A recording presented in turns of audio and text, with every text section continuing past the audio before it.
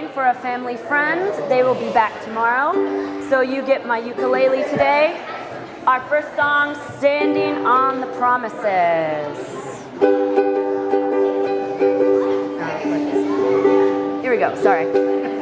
Standing on the promises of Christ my King, through eternal ages let his praises ring.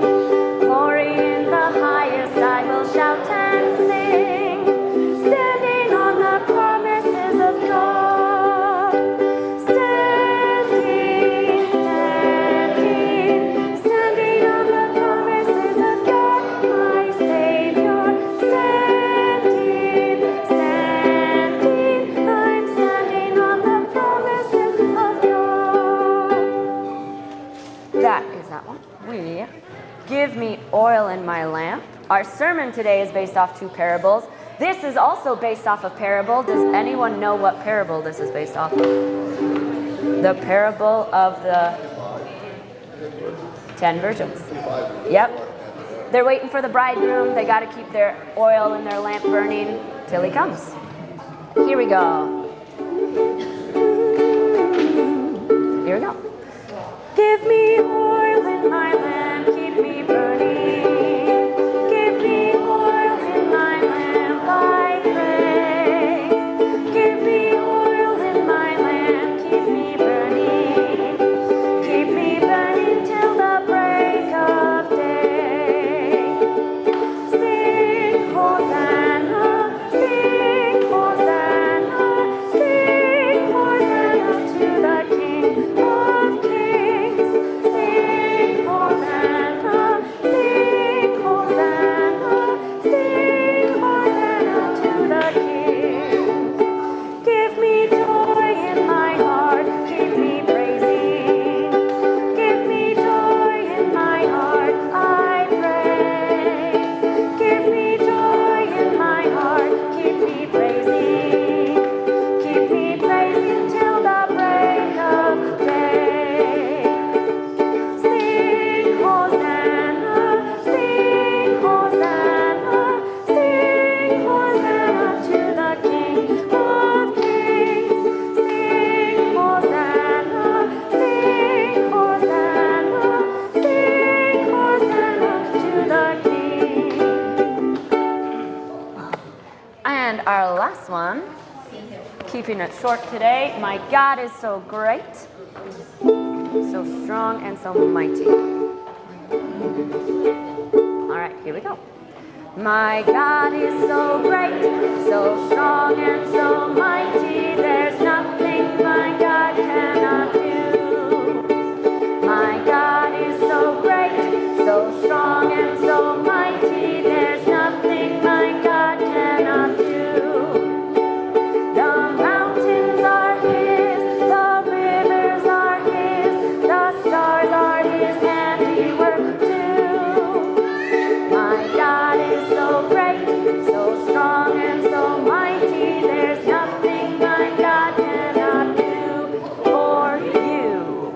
And for laughs and giggles, let's do it at super speed. Here we go.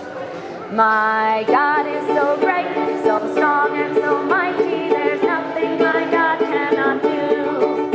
My God is so great, so strong and so mighty. There's nothing my God cannot do. The mountains are his, the rivers are his, the stars are his handiwork too. My God is so great, so strong and so mighty. There's nothing my God cannot do for you. Thank you so much. We will be heading younger kids.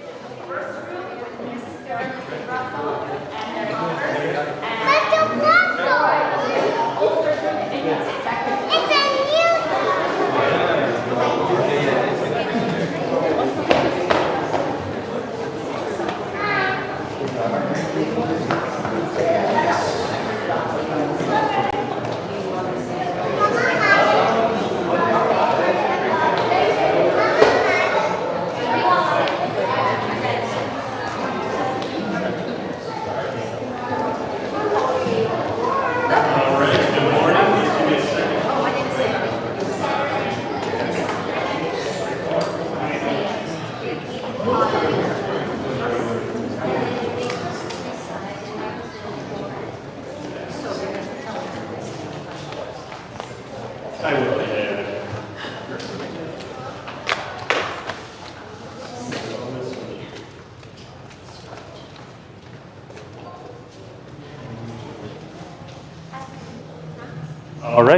Well, good morning, everyone. For those of you who do not know me, my name is Seth Kelpine, and I just started last week as a ministry assistant here at Shepherd of the Hills.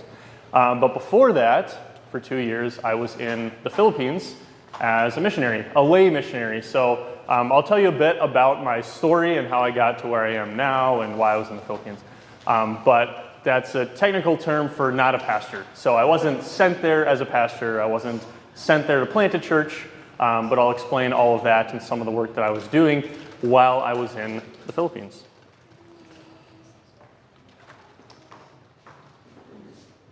All right. So first of all, before I get to this, I'll just tell you a little bit about myself and my background. So I was born and raised in Dallas, Texas. My dad is a pastor there, originally from Minnesota, but he's been in Texas for over 30 years, so that's where I was born. I went to high school in Wisconsin at Luther Preparatory School. So it's a school within our church body, the Wells. They call it a ministerial education school, so they kind of encourage people to be pastors, teachers, to study for that. So actually, after high school, I went to Martin Luther College in New Ulm, Minnesota, a very small town. But that's the education school, the college for our church as well. And I was studying to be a pastor, so I was in the pastor track is what they call it. So made a ton of friends there, and it was awesome. And then kind of towards the end of college, I wasn't really sure if I wanted to go into full-time ministry, to be a full-time pastor. But I was like, well, I've made it this far. I want to go to the seminary for 1 year at least, and I want to see what it's like. And the seminary is a 4-year program, so once you're done with that, then you get a call as a pastor. So I went to the seminary for 1 year. Kind of halfway through, I decided, all right, I don't think I'm going to continue in my studies as a pastor. And that's when I found this organization, Friends Network. So Friends Network is a Wells, or it's affiliated with our church body, but it's not funded by our church body. And it's a mission organization, a sending organization. So they equip, train, encourage, and support missionaries, both before, during, and even after they're in the mission field. But since they're not funded by the church body, they run entirely on donations from people within the church, even outside of the church, people who really love the work that's being done. So it's a nonprofit organization. They run entirely on donations. So this is the organization that I decided to join after my first year at the seminary. And I pretty much told the director of the organization, like, I will go anywhere you want me to. It does not matter to me. I just would love to be overseas. I would love to do mission work and kind of wrestle with the idea of full-time ministry and whether or not I wanted to continue with that. So a little bit more about the history of Friends Network. This is the mission statement that they have like on their website: recruit, train, send, and support, kind of like what I was describing. Wells, or ELS, so these are the two church bodies that are in fellowship with one another. Lay missionaries, right? So not pastors and teachers necessarily, but just people who are regular members of the church or who have grown up in the church and want to do mission work. So I had a lot of friends who did not go to Martin Luther College, who went to public universities and studied I don't even know. They had tons of different majors, but they decided then to do Friends Network. One of them studied psychology, but then joined Friends Network. So the history of the organization, it's only been Friends Network for a few years. It was originally started as Friends of China, launched in 2000, so 25 years. They just celebrated 25 years of existence. And it was four evangelists in Beijing, China. So up until kind of COVID, like 2019, 2020, the organization was strictly sending people to China to do mission work there, to be a part of the work going on there. And obviously, it's a lot different being in China than in the Philippines, which I'll describe in a little bit. But when COVID hit and all that happened, most of the missionaries went back to the US because it was incredibly difficult to stay there, incredibly difficult to work there and just continue the mission work. So ultimately, a lot of them came back, and the organization had to refocus their attention. So they said, look, there are tons of other countries in Asia, in Southeast Asia, many opportunities, and some of them are a little bit more accessible. So let's kind of pivot to those areas. That's what they did. They rebranded as Friends Network, and also you see Friends of Vietnam in there. That kind of started a little bit later too. So they were sending people to Vietnam, but now they're sending people to several different countries in Asia. So I'll show you a map of all the different places that we currently have missionaries. So some of them are still in China. A lot of the people who are there have been there for many, many years. Like they really established themselves, and it was easy for them to stay even through COVID and all that. But we have, a few cities in China. You'll see South Korea, Vietnam, Thailand, the Philippines, and even Australia. We have one missionary in Brisbane, Australia, trying to start and meet together with Christians there. And the city that I was in, so you see the Philippines. If you didn't know Southeast Asian geography, this gives you a good glimpse. So the Philippines is not west of Australia. Australia had to move because the map, obviously, it's so much further south. So this is not actually what the map looks like. It's like an 8-hour flight even from the Philippines to get to Australia, so they're really isolated. But they moved it up so that it's closer. But the Philippines is north of Australia, east of China, south of Japan. So that's kind of where it sits. And we have 3 cities with missionaries currently in the Philippines: Manila, Davao City, and Cebu City. And I'm guessing if you don't really know much or aren't familiar with the Philippines, you probably have only heard of Manila. It is, by some estimates, the most densely populated city on Earth. 17 million people live in Manila, but that's not where I was. I was in Davao City, and I'll show you a little bit more about that. But first, I wanted to describe the process that Friends Network has kind of adopted, or what they teach their missionaries before they go out in the field, because it's a little bit different if you're sent over there as a pastor, right? So I wasn't sent to start a church. I wasn't sent to plant a church. That really wasn't the goal ultimately. But the goal was to engage in friendship evangelism. And both Friends of China and now Friends Network have found over the years that, especially in Asian cultures, this is a great way to spread the gospel, right? So I wasn't even over there necessarily to make Lutherans, but just to share God's word in a place where many people are starving for the gospel. So this is kind of the 3-step process that they taught us. So meaningfully engaging in local culture and community. This is incredibly important. Missionaries who don't do this often do not find success, right? If you're not intentional about learning the local language, if you're not willing to try the foods, if you're not willing to adapt to their schedule, their way of life. So something that I learned pretty early on was that people run on Filipino time, or maybe Asian time they call it, right? So people schedule things, but they don't show up until an hour or 2 hours after it starts, right? So they're not as punctual as Americans, and they don't say, all right, what's your week? Can I fit you in here, there? It's just like, hey, do you want to get together tomorrow? How does dinner time sound? And you're like, well, when is that? And they're like, yeah, dinner time. Like, okay, sure. But you have to engage in the culture, right? You have to be willing to be a part of the new country that you're living in. So when I was there, that's something I had to do, kind of humble myself and say, well, first of all, American culture is not better or worse than Filipino culture, but now that I'm here, I'm not here to teach them how to be an American. I'm here to learn how to live as a Filipino because this is my new home, right? Second step, and these don't necessarily happen in order. They can happen all over the place, right? Second one is establishing authentic friendships. Something that's really easy to do as a missionary, and perhaps called workers out there, you know this too, is the danger of forming friendships solely for the purpose of proclaiming the gospel, right? And I don't want that to sound worse than it actually is, right? Obviously, we do make friends with people. We want to share the word. That's the ultimate goal. But if you come out swinging, so to speak, and say, hey, I'm a pastor, I want to tell you more about God's word, sometimes that can be off-putting to people. And they say, oh, yeah, well, you're a missionary. That's what you're supposed to do.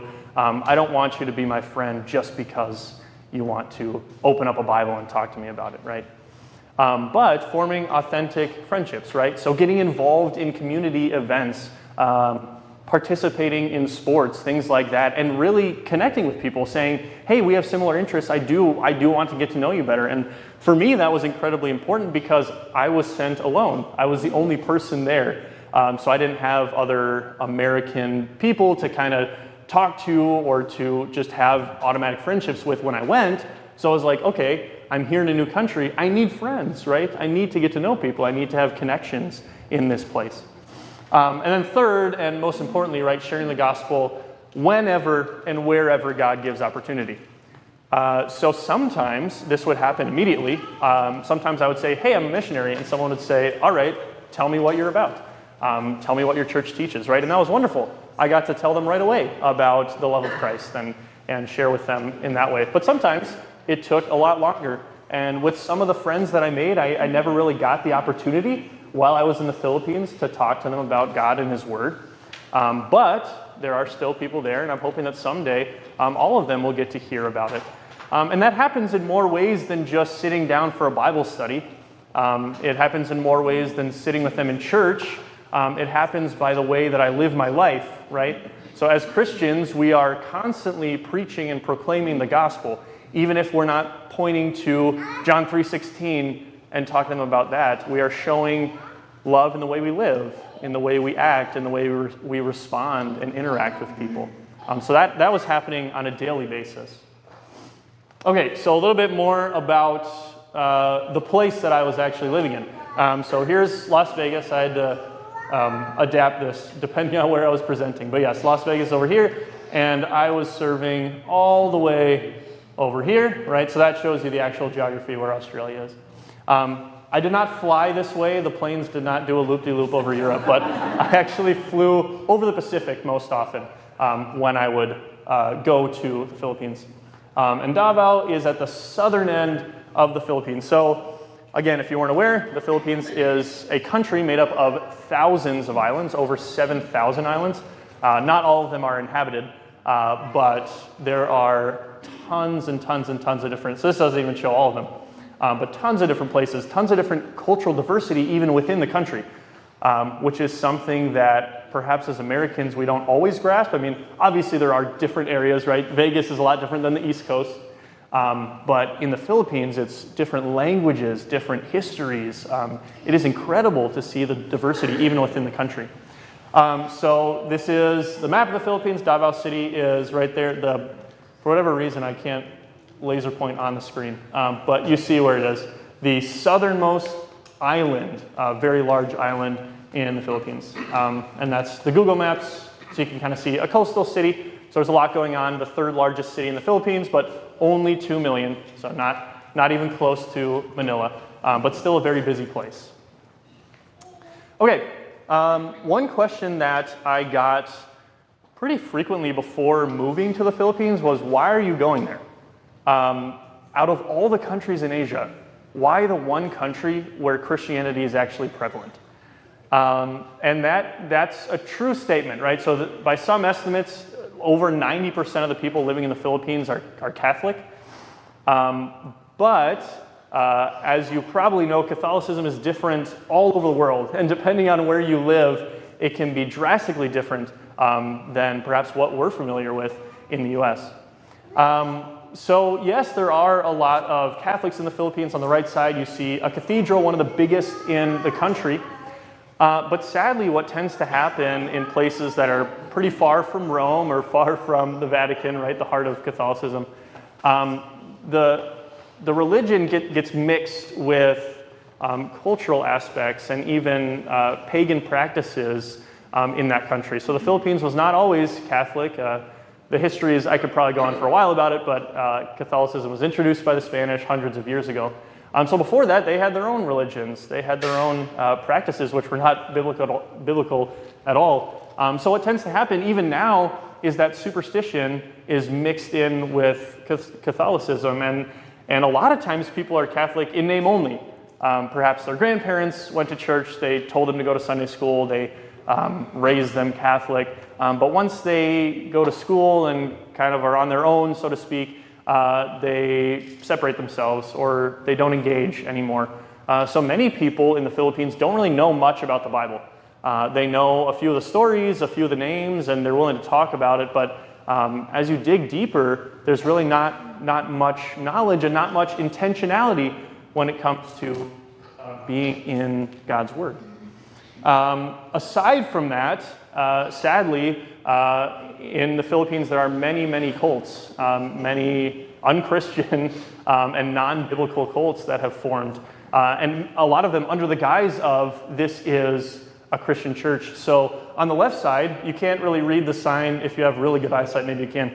It says Iglesia ni Cristo, which is a Spanish phrase, but Church of Christ. That can be a bit misleading if you're somebody looking for a church home, right? Oh, hey, the Church of Christ. I know Christ. But that is actually a cult that was started in the Philippines and is now spread across the country and even worldwide. They've expanded their operations. And we can tell that they're not Christian because they deny that Christ is God. They deny that, not that he's the Savior, but it gets really messy and really mixed up when they talk about God's Word. In the middle there, maybe some of you recognize buildings like that. I think it's especially prevalent here in the West, and especially Utah. This is actually a Mormon church. I think the Philippines is third in the world right now for population of Mormons. And I think, as many of us know, that church also teaches things that are contrary to Scripture, contrary to what God tells us in His Word. And the Mormon church, I mean, they really stress evangelism and outreach, and they have done tons and tons of work in the Philippines. And it is kind of sad to see how many churches are popping up and how many people are saying, yes, I want to be a part of this. And then, I showed you on the right side the cathedral there. Some of you may recognize this with the hats and the dresses or the clothing that they are wearing, but this is a Muslim mosque. Islam is not huge in the Philippines, but on the island that I lived, so not necessarily in Davao, but that larger island that you saw, there are tons of Muslim groups and Muslim tribes and ones that kind of stick to themselves, but it has spread in the Philippines, and it's the conflict between the Muslims and the Catholics in the Philippines is especially difficult, and the history there has a lot to do with that. But the Muslim church is very strong, especially around where I lived. Okay, so now I'll just kind of explain in pictures, and there are a lot of slides here and a lot of pictures, and I promise I will not take up too much time because I want to leave time for questions at the end. But I could probably talk for hours about all the time that I spent and the people that I met in the Philippines. So when I gave presentations last summer, it was like at the midpoint, or for me, after I'd only been there for a year, I kind of focused the whole presentation on this phrase. And you'll see that in the pictures, I'm wearing a shirt that says, "Let's be friends." It's kind of a silly motto, but that's like the Friends Network motto. So they give us shirts that say, "Let's be friends," and you walk around with them, and people are like, "Hey, let's be friends." I'm like, "Yeah, let's talk." But it is kind of fun. It's kind of fun to then tell them about why I'm there and why I do actually want to get to know them. Again, not just to share the gospel with them, but because I want to engage with the culture. I want to learn. I want to grow as a new member of this community. So these are actually, the bottom left are two friends that I met pretty early on, Juanito and Dan, and I actually got to know them pretty well. On the top right, I did not know these guys super well. I didn't really talk to them much after the fact, but there was a chess club set up on the second floor of a mall. And I was like, hey, might as well sit down and talk to these guys. And I actually got into a pretty long conversation with the guy in the orange shirt right there about Lutheranism, because it's not big over there. And he was like, "What's a Lutheran?" I'm like, all right. Let's get into the details. But that was kind of the motto that I lived by, and a lot of my friends did too. Just let's be friends, right? Let's just go out there and see what happens.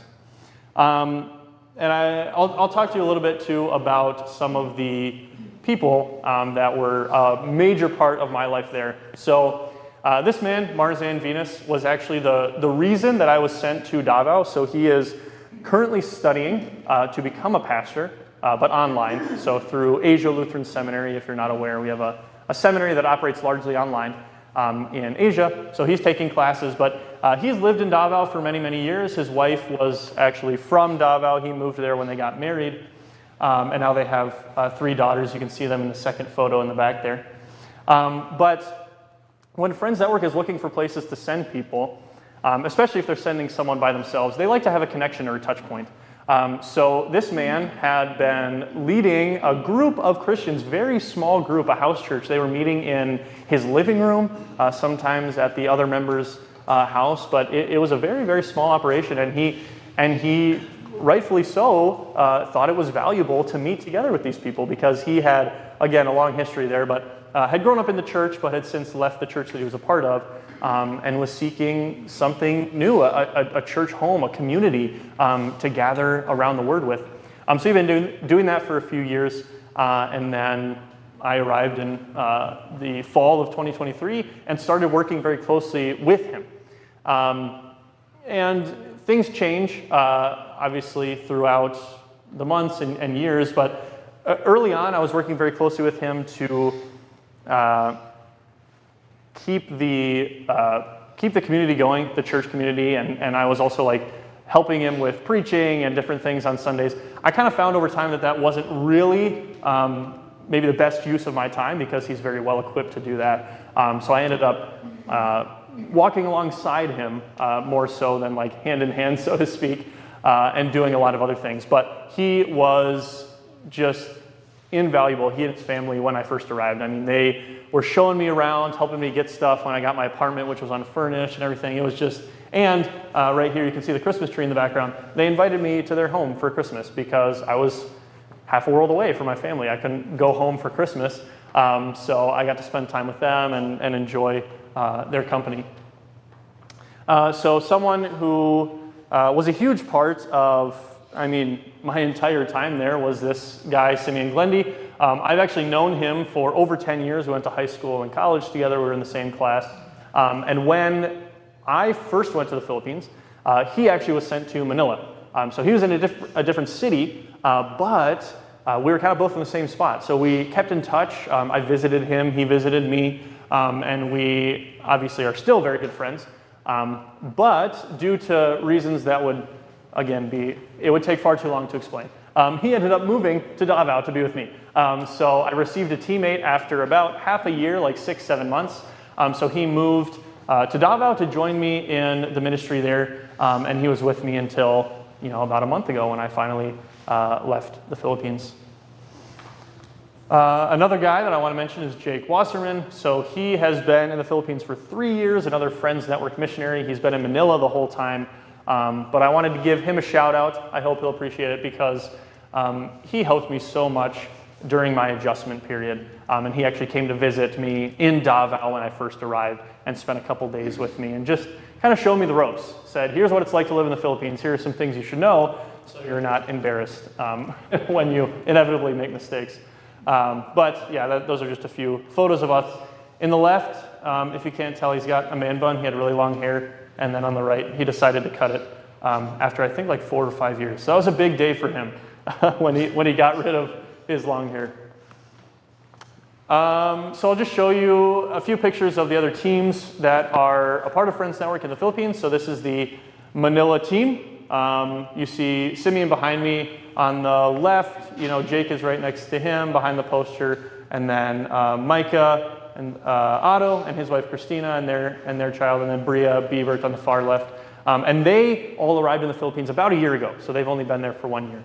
And then on the right side is actually a pastor and his wife, so Justin and Laura Steinke.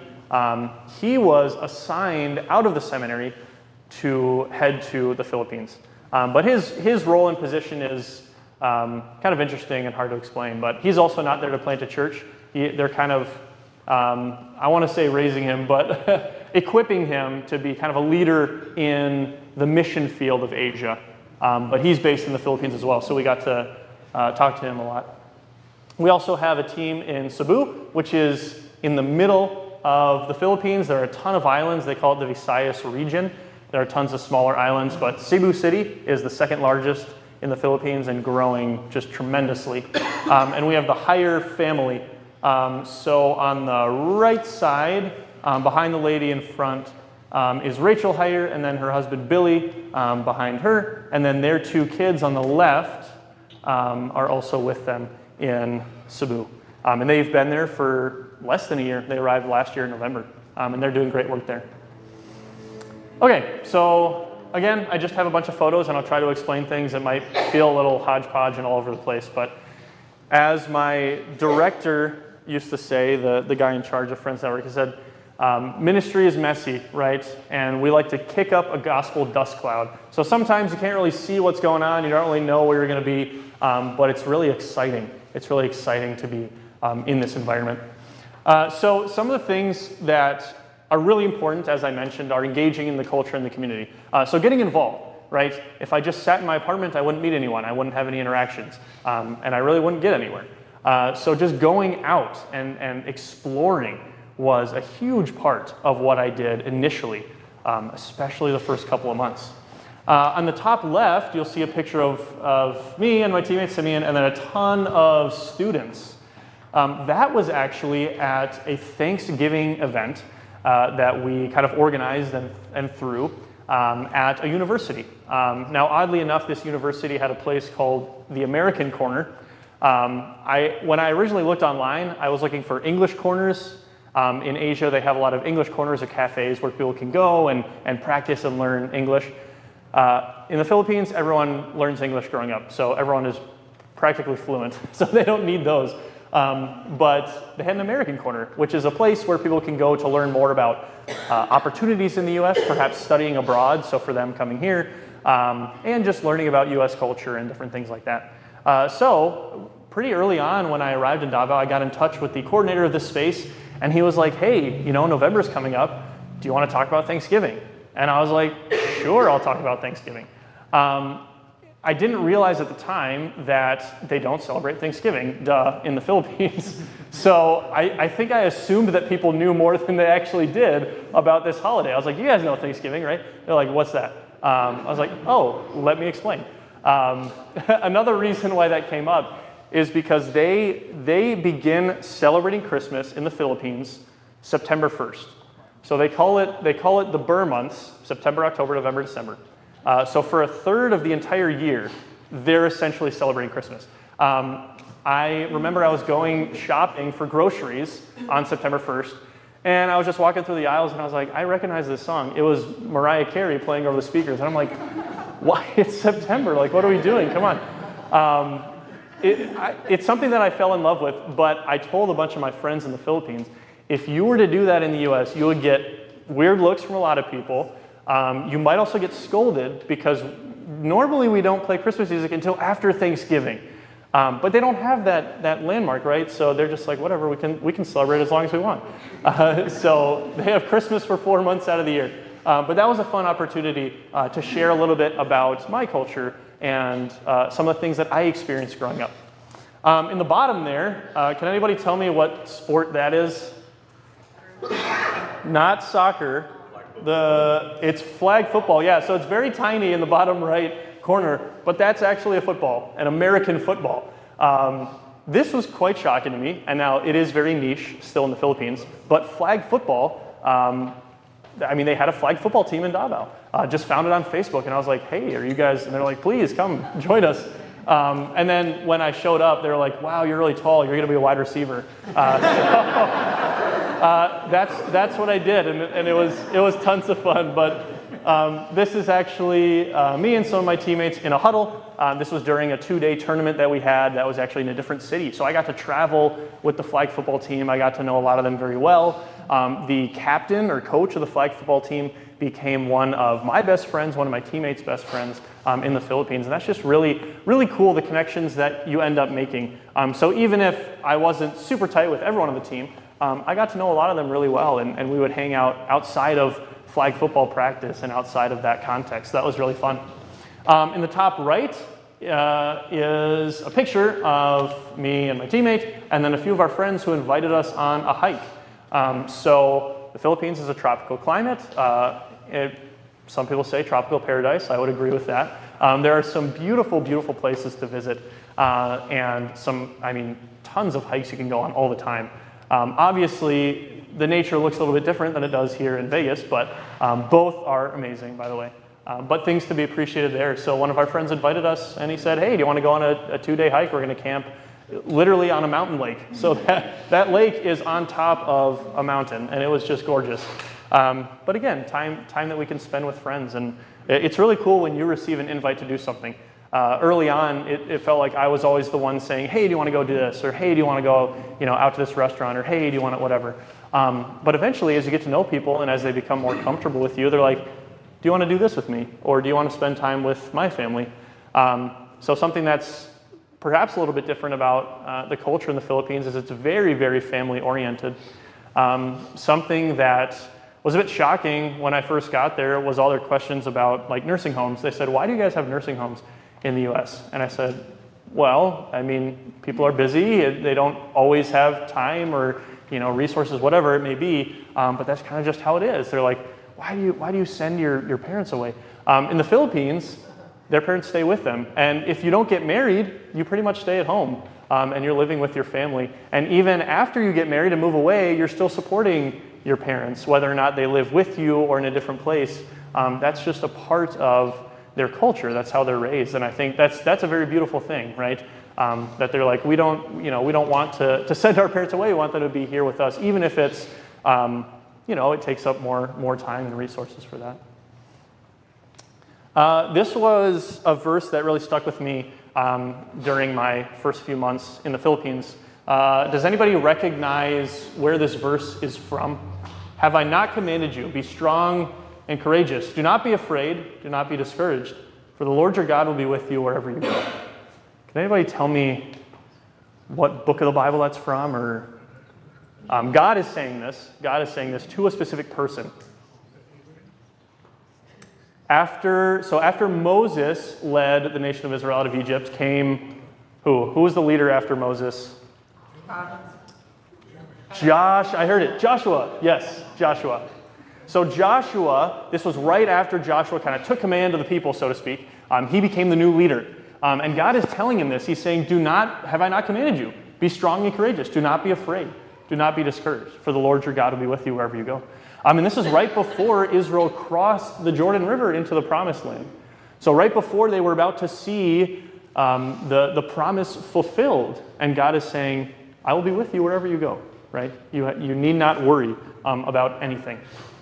And then after that, this is the people of Israel responding to Joshua. They said, whatever you have commanded us, we will do, and wherever you send us, we will go.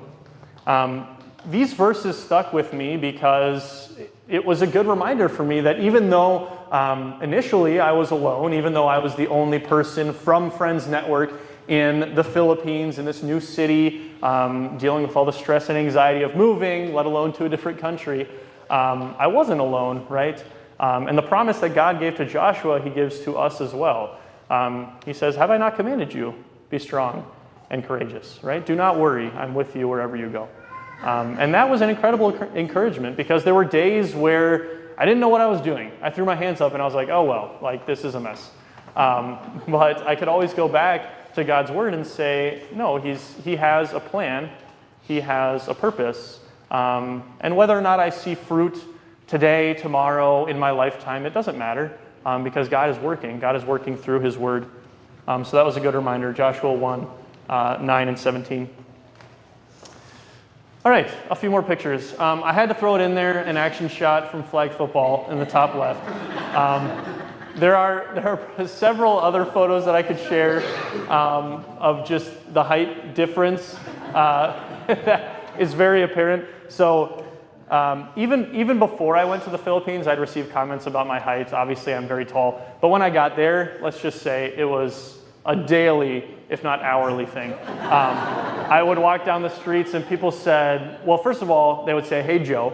That's how they address anyone who looks like me or looks like an American. It comes from the G.I. Joe, the World War II history. They'd be like, hey, Joe. I'm like, hey, how's it going? They're like, do you play basketball? I'm like, no. but I can if you want to.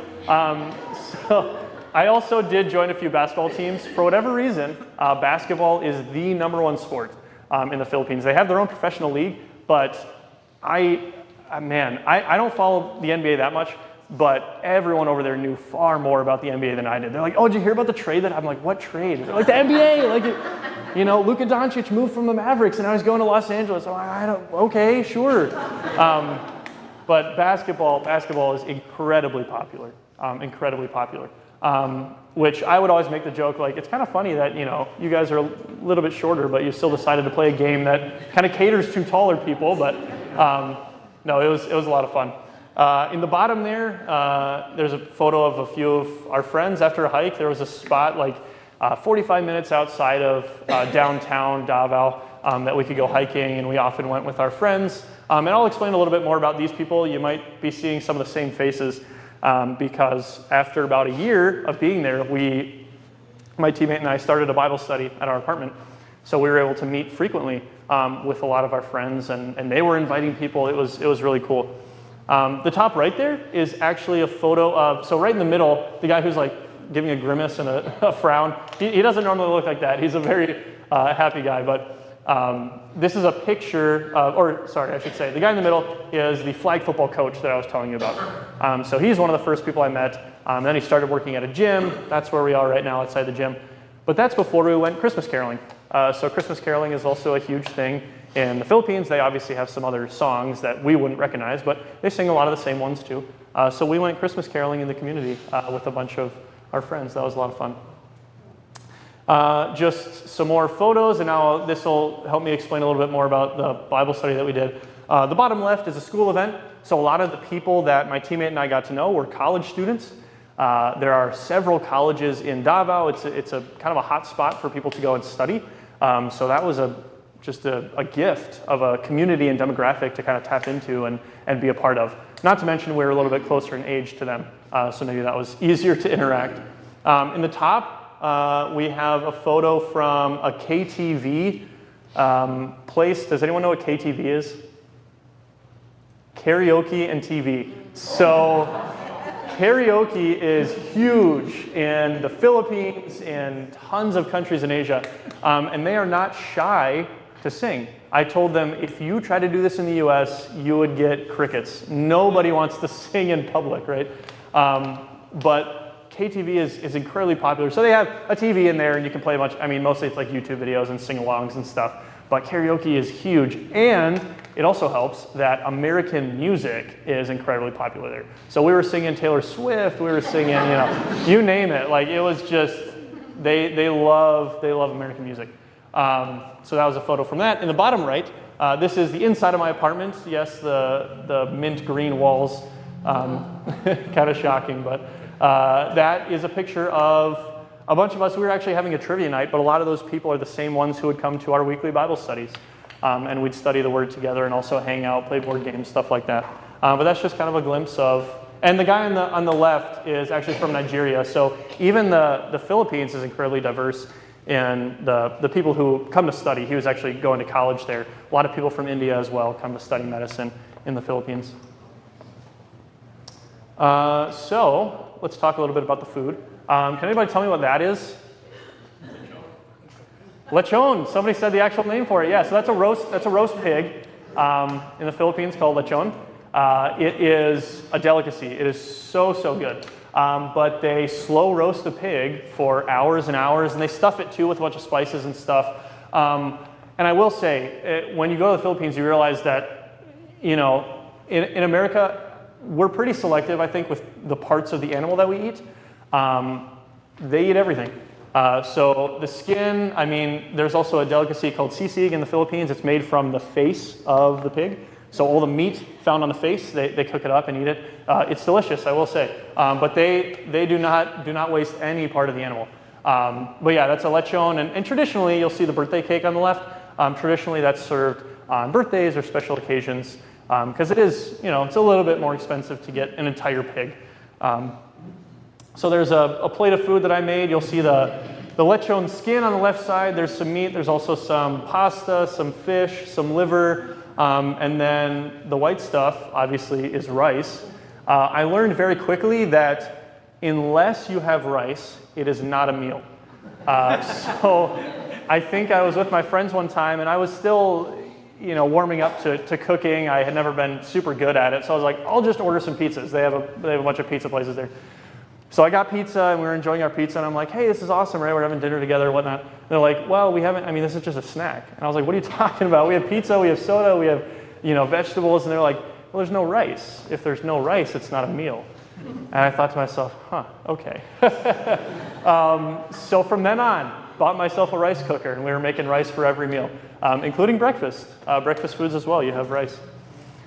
There is a photo of me eating one of the fruits that I discovered in the Philippines. If you are familiar with the Philippines, or maybe you probably know what fruit this is. Can anybody tell me? It's very spiky on the outside, and on the inside it's like a creamy, fleshy fruit. Durian, yes, durian. Durian is one of several fruits that I tried for the very first time when I went there. And now, pardon the expression, but this is something that many of the locals would say about the fruit, because it has a very pungent smell. It's very strong. But they would say it smells like hell, but it tastes like heaven. Davao City was also nicknamed Durian City. They had a lot of farms outside the city where they grow this fruit, and it is a very, very strong scent. So when you go to hotel rooms and even like conference rooms in Davao and in other countries where they grow this fruit, it'll say no smoking, no durian. You're not allowed to bring the fruit inside of a hotel room, because if you leave it in a fridge, the whole thing smells like it. And I made the mistake of doing that once, and I was like, well, now my orange juice tastes like durian. But it was very, very fun to learn about all that. This is just a picture. It's a stock photo. I didn't really have a picture of the street foods, but very commonly in the Philippines, they'll have, especially at night, people who grill different meats on a stick, and you pay, I don't even know, pennies on the dollar to have these fruits, or not fruits, sorry, to have these grilled items, and you eat them with rice. It's kind of like snack foods. So on here, you'll see, I don't even know the name of all of them, but there are a lot of chicken and pork ones, pretty traditional. In the middle, you see that squiggly one? That is intestine. That's chicken intestine. Delicious. I actually really loved it. It's called isaw. And on the left side, you'll see chicken feet on a stick. So again, not wasting any part of the animal, which I thought was, I really appreciated. I was like, hey, intestine's good if you give it a chance. So a few more photos from the American corner, the Thanksgiving event again, and then on the right-hand side, a board game event. I realized that board games aren't super popular over there. A few people knew of some popular board games like Catan. I don't know if many of you play board games, but my family, we play board games all the time. But I said, hey, in the US, this is actually a thing that a lot of people do when they get together. They'll play games, and so we set up a monthly event where we would introduce board games to people. We'd say, hey, come on, like we're gonna play for 2-3 hours. Come, let's have a good time, let's chat. So we actually met a lot of people through this. Just random students who were like passing by and said, what's going on in there? And we got to show them an aspect of our culture, but also talk to them and get to know them a little bit more. Okay, getting around, something that I really, really love to talk about because I fell in love with public transportation in the Philippines. So can anybody tell me what that is, or what does that look like to you? It's a jeepney, yeah. So it looks like a bus. It looks, I mean, yeah, like a small car. But it's called a jeepney. That's what they call it. So not Jeep, not the brand of car that we have here in the U.S., but jeepney. And they actually came about in the Philippines after World War II, because the U.S. obviously set up bases in the Philippines. They were very active there, and they had a bunch of military transport vehicles. And then when the war was over, they just kind of left them there. So these are repurposed U.S. military vehicles. Some of them are a little bit newer, like I don't know if that one was necessarily a military one, but they have a driver in the front. There's also a front seat, usually reserved for people with disabilities or the elderly. But in the back, just 2 benches, and they have railings on the top that you hold onto because driving can be a bit chaotic. But that was how I got around pretty much exclusively. I didn't have a car, I didn't have a motorbike, I walked or I took a jeepney. And yes, it was a bit uncomfortable for me in there. So you can kind of see the guy squished in there in the back, and he's probably like 5'5", and I'm a foot taller than him, but it was a lot of fun. And if you'll see on the side, it says Route 10, and then a bunch of other writing. So all the jeepneys had designated routes that they would drive on. And when you wanted to get on one, you just flag it down. You would literally just like signal to the driver. They would stop wherever they were. It didn't matter. They would just stop on the side. You would get in, and then you would tell them where they were going. Well, where you were going, you would pay, and then that was it. So super, super efficient, I thought. But it also did cause a bit of traffic. This is called a tricycle. So when I heard that at first, I was like, that's not a tricycle. But it is because it has 3 wheels. So it's a motorbike with this huge like attachment on it, and then a 3rd wheel on the side you'll see over there. So these are used off the main roads. So jeepneys only took like the bigger roads, the main roads where people were commuting and going to school. And these ones were mostly in the smaller communities. So obviously they had their residential areas and where people lived, but the streets were very small. A lot of times only one-way traffic. So it was a lot easier for these things to get around and to take you exactly where you needed to go. Because I also learned Filipinos do not like walking. I mean, I loved walking. I would explore. I would just walk, a few miles every day, just looking at different things. And people would say, "What are you doing? Like, why are you?" I'm like, "I like it." They're like, "No, we don't walk. We don't like the sun. We don't want, we don't want to be outside for longer than we have to." So that's a tricycle. Just another verse I wanted to share with you. As I've shared a few stories and some of the things that we did, this is also a verse that I was reminded of very often. In the same way, let your light shine before others, that they may see your good deeds and glorify your Father in heaven. So even if I met several people who were already Christian, already part of a church, or maybe said that they were Christians, this was a good example. And I'm not saying that I had friends who were just misbehaving all the time and weren't good Christians, but they would notice from time to time things that my teammate and I did, and they would say, "Well, I was very kind of you, or I was very generous, or why did you do that?" Or they just see the way you live. They see the way that you show generosity, the way that you show Christ's love in your everyday actions, and that can really speak volumes, especially in a place where Christianity is supposedly the predominant religion, and that's from Matthew 5. So a few more photos. I might breeze over these a little bit because I want to leave a few minutes for questions. But this is a photo of a Thanksgiving event that we had, but not only Thanksgiving, but we also shared God's Word. So we got to share, I shared the story of the 10 lepers and the one who came back glorifying and praising Jesus for what he had done. And my teammate shared a different story from Scripture, but we kind of had our own Friends Thanksgiving, we called it. And yes, we tried to cook American Thanksgiving food. Turkey is insanely expensive, so we just did chicken. But we had sweet potatoes, mashed potatoes. I made like mac and cheese and some other, Thanksgiving delicacies. Tried to make pies. They didn't turn out, but they don't really have ovens over there either. So we had to ask a friend, and they had like a tabletop oven, but you could barely fit, a pan in there. So we tried our best with what we had. And that's a picture on the right of us after a Bible study. And that was one of the more well-attended ones, I'd say. But yeah, a lot of the friends that we got to know well in Davao. Just a few more photos. We also, so on the bottom left and bottom right, you'll see we're in a different place. We're actually in a coffee shop. So some of the students, their schedules were just insanely busy. They couldn't always go on the weekend. They couldn't go to our apartment, whatever. So we started a Monday night Bible study at a coffee shop very close to where the universities were. And that enabled more students to attend our Bible studies. And this is a picture, I just wanted to show you a picture of the church, the house church that we had. So every Sunday afternoon, or as often as we could, we would gather together for worship. So in the top left, you'll see kind of a small altar set up and just, literally a room. So like you're shoulder to shoulder, hip to hip with everyone because there's no room. Like we did not have enough room for chairs like this. We couldn't space ourselves out. You had to sit in the front. There was no back row. So everyone was very close together. On the bottom, I was giving a devotion on Good Friday. I was able to do that, and that was very fun. And then the top right, just another picture of a bunch of us at worship. So kind of in closing, I think I still have a few minutes. I wanted to share this verse from Revelation. So something that I will carry on with me even after coming back to the U.S. and now moving back. I'm no longer living in another country.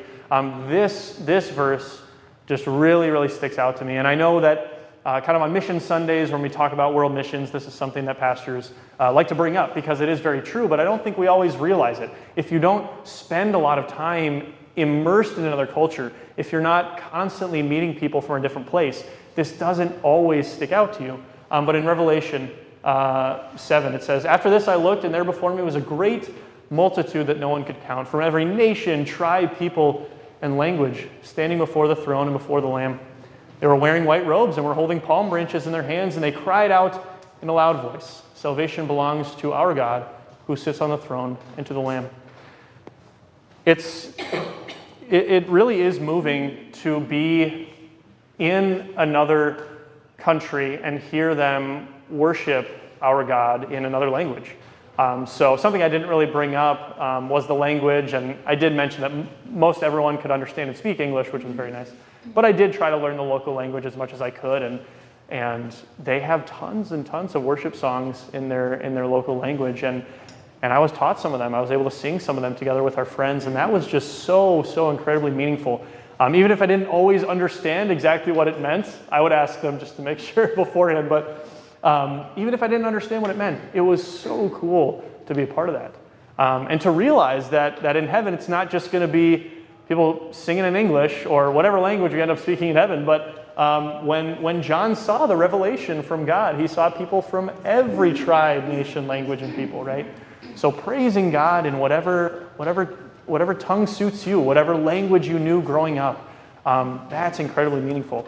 And for people in the Philippines too, most of them don't speak English from the moment they're born, right? They learn it in school. So to talk to them and to interact with them and to sing praises in the language of the heart, the one that they learned when they were young, that is super cool. And just a really good reminder for all of us that I want heaven to be full of people that don't look like me, right? People from all over the world, people that I've never met, will never get the chance to meet. But man, it's going to be amazing to see that. And thankfully, because of what God is doing across the country, I am confident that there will be many Filipinos together with us celebrating the glory of Christ in heaven. So that's all I have for you guys. But I will open it up for any questions that you guys have. I want to ask you, what kind of language does speak in the Philippines? Yeah, so there are several. Some people say there are like hundreds of different languages across the entire country. The language that I tried my best to learn was called Cebuano or Bisaya. It goes by two different names. That's what they spoke in Davao City. It's actually the most commonly spoken dialect, I guess. How do I phrase this? I don't even know, but it's the most common language that people learn growing up. That's what I was trying to say. But the national language is Tagalog. So if you've heard anything about the Philippines, you've probably heard of Tagalog. And I think I was actually online trying to figure out how I'm going to get my Nevada driver's license. And they have Spanish ones available, and they also have Tagalog documents available. So if you didn't know, Vegas is a hotspot for people from the Philippines and people who move here to live. So you've probably met several Filipinos in Vegas. And I know there are some here today. But yeah, the language I was learning was Cebuano. Mm-hmm. You said that they celebrate Christmas starting in September. Do they celebrate Christ? What do they celebrate? Yeah, I would say most people do. They do have Santa over there as well. But because of the prevalence of Catholicism, I think that most people have an understanding that, okay, this celebration is about Christ, right? This is about Jesus' birth. This is about the coming Savior. So I guess it depends on who you would talk to. And I mean, they decorate their houses in probably a similar way. They have a few different ones, but like lights and, Christmas colors, stuff like that. But it's actually very interesting. They also have a tradition there. It came from the Catholic Church, but some other churches do it now, called Simbang Gabi, which means like evening worship. So for 9 days leading up to Christmas, so we kind of have the 12 days of Christmas afterwards. But for them, 9 days leading up to Christmas, they have worship every single day. And some of the superstition works its way in here too. Some people would say, if I attend all 9 services, then God will grant me a wish, you know. So sometimes people are in church because they wanted to receive the blessings that, you know, apparently God promises to those who show up for 9 evenings in a row. But I would say most people would understand what Christmas is celebrating. Yeah. I have a neighbor right across the street, a Filipino gal. Her hubby came from Hawaii, but she's from the Philippines, Manila. And she speaks Tagalog, northern Manila, that's what she said. But she brings to our neighborhood get-togethers all over the Philippines, different from Yeah, India. it's delicious. Lumpia, yep, pancit, the noodles, and oh, And yeah. she's a caregiver here. Oh, yeah. She works for a company and she goes and helps people. It's just awesome. Yeah. So I've learned a lot about the Philippines from her. That's awesome. Yeah, I love Filipino food. So I'm very happy that there are several Filipino restaurants in Vegas, and I'll be exploring those for sure. Was healthcare very prevalent at the university? You mean like hospitals or people studying it? Filipino mafia here, because everybody was. Yes, yep. So that's something. Oh, time. Okay. This will be the last one I answered. Yes, there were. So a lot of people, like I mentioned, a lot of people from India actually came to study medicine in Davao. They have an incredible medical program. So what happens is, and the job market is pretty awful in the Philippines. They don't get paid as much as they should, and there are a lot of problems. But for that reason, a lot of people study medicine in the Philippines and then go overseas because they get paid what they deserve in a reasonable wage. So a lot of them come to the US, a lot of them move to Canada, a lot to Australia, New Zealand to work as nurses or doctors, right? And that's why even like people from India come to the Philippines because the education is great, the cost is cheap, and then they'll like go back to India or even other places, yeah. So healthcare is one of the most popular, college degrees in the Philippines, so yeah. All right, well, thank you very much for listening. Thank you for your time, and yeah.